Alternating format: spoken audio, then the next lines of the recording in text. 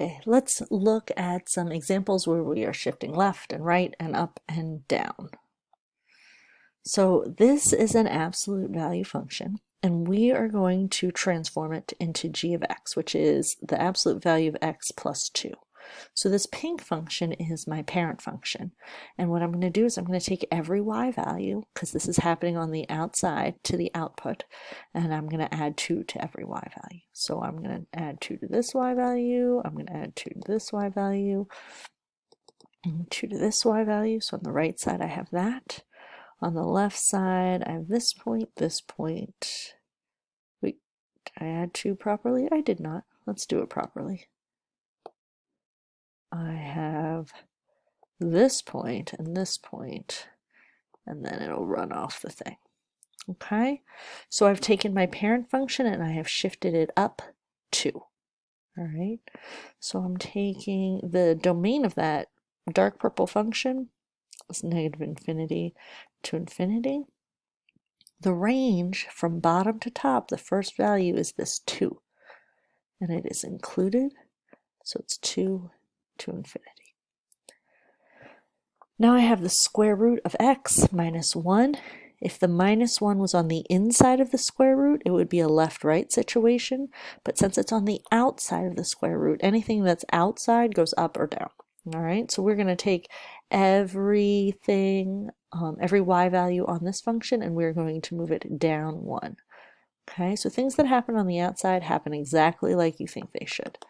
So if it says minus 1, we are going to take everything and move it down 1. So I'm just sort of estimating here. And then this starting point moves down 1 also. So I have something that looks like this. The domain of that is the same, 0 to infinity from left to right. The range from bottom to top, now instead of starting at 0, it starts at negative 1. All right.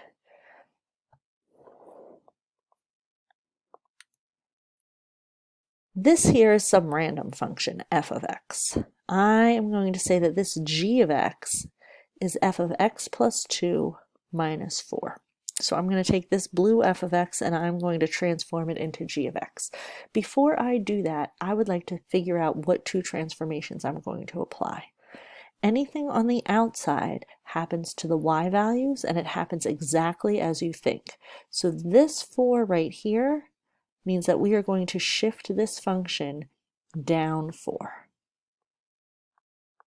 Anything that happens on the inside to the input happens to the x values, and it happens exactly the opposite of how you would think. So if you see a plus 2, then that means we are going to move left 2. So all my y values are going to go down 4, and my x values are going to go left 2. And I'm just going to do this point by point. So this point right here, this 1, negative 1, I'm going to move it down 4 and left 2, and 1, negative 1 becomes negative 1, negative 5. All right.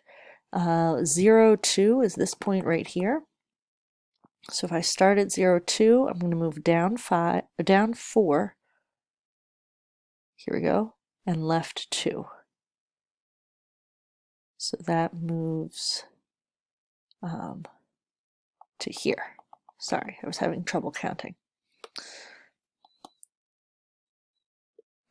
So from here, I'm going down 4, left 2, and it should be like that. All right, and then I'm going to do this point. I'm just picking the 3 like sort of critical points of this function. And this is negative 2, 3. So from negative 2, 3, I'm going to go down 4, left 2, and I end up like this. And you'll notice that this keeps the exact same shape. Nothing about the shape has really changed, but the whole function has moved down 4 and left 2. Okay. Let's do something similar for p of x. Anything on the outside happens to the y value, and it happens exactly like you think. So this is going to move up 1. Anything on the inside, anything happening to the input happens to the x, and it happens the opposite of what you think. So if it says minus 3, I'm sorry, this was up 1, and then if it says minus 3, we're going to go right 3.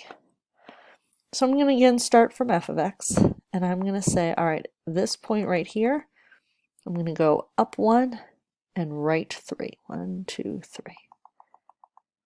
This point right here, I'm going to go up 1, so I said 0, 2, I'm going to move up 1 and right 3. 1, 2, 3. And this point right here, at -2, 3, I'm going to go up 1 to -2, 4, and then right 3. 1, 2, 3. So I end up again with the exact same shape, but now it has been translated up 1 and right 3. All right, here is a quadratic. F of x is the parent function. This is the parent function x squared. All right, and we would like to graph f of x plus 3 plus 2. That's going to be our new function, which we're going to call g of x. And so let me first determine the transformations.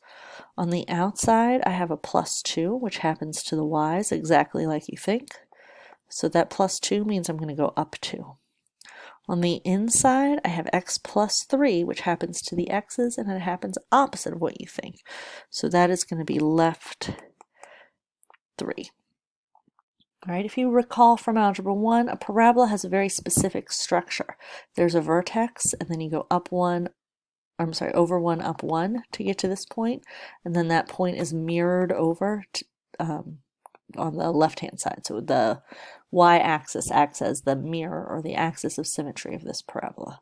And then you go up 2, and then 2 squared is 4, and then -2, 4. So a parabola acts like a mirror, and it follows the pattern over 1, up 1, over 2, up 4. So when I'm translating, it's helpful to keep that pattern in mind. I'm going to start by moving the vertex. I'm going to move the vertex up 2 and to the left 3. 1, 2, 3. All right. From here, once I've moved the vertex, I can either translate each one of these points separately, up 2 and left 3, or I can say, well, I know my parabola pattern. I can go over 1, up 1 from the vertex, over 1 on the other side, up 1. I can go over 2, up 1, 2, 3, 4 on the right-hand side, over 2, up 4 on the left-hand side from the vertex. When you're following this pattern, you're always following it from the vertex. And then I have this new parabola, and you'll see that it has moved up 2 to the left 3. That's how it's been translated.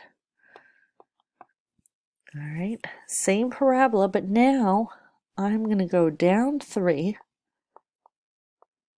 and things that happen on the inside are backwards, so I'm going to move right 2. So again, I'm going to do the vertex first. Down 3, right 2, and I end up here.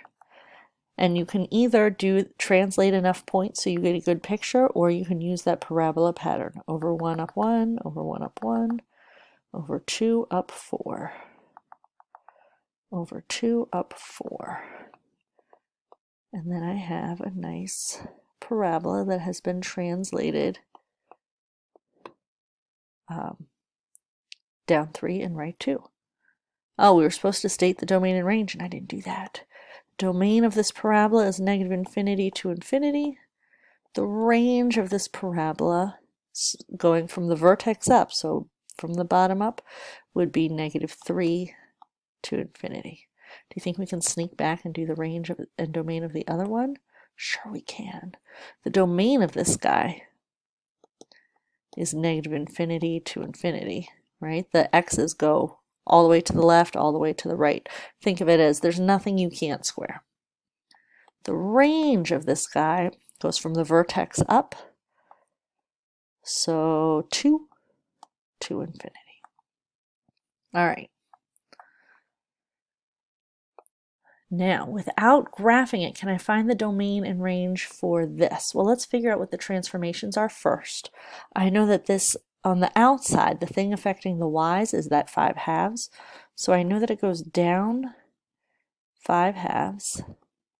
And I know that on the inside it's plus 12, so that means left 12.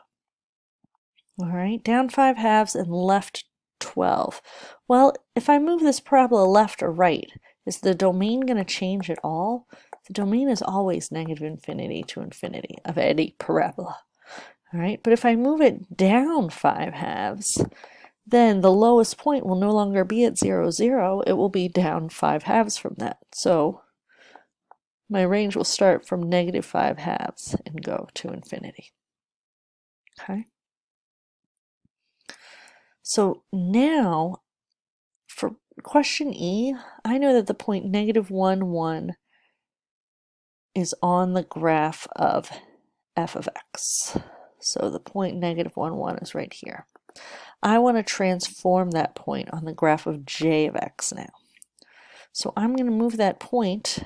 I'm looking at these transformations here. The one on the outside is 3/7 and it's plus. So I'm going to go up 3/7. The one on the inside is 7/3 and it's minus. So I'm going to go to the right 7/3. So up 3/7 is going to affect the y value. All right, and the y value of this point is positive 1. So if I move that y value up 3/7, it's going to be 1 plus 3/7. Or if you want to get all fractiony about it, 7/7 plus 3/7, which is going to be 10/7.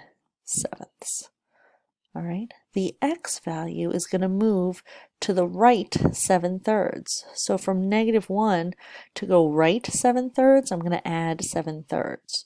So I'm going to say negative 3/3 plus 7/3, and that is going to get me 4/3.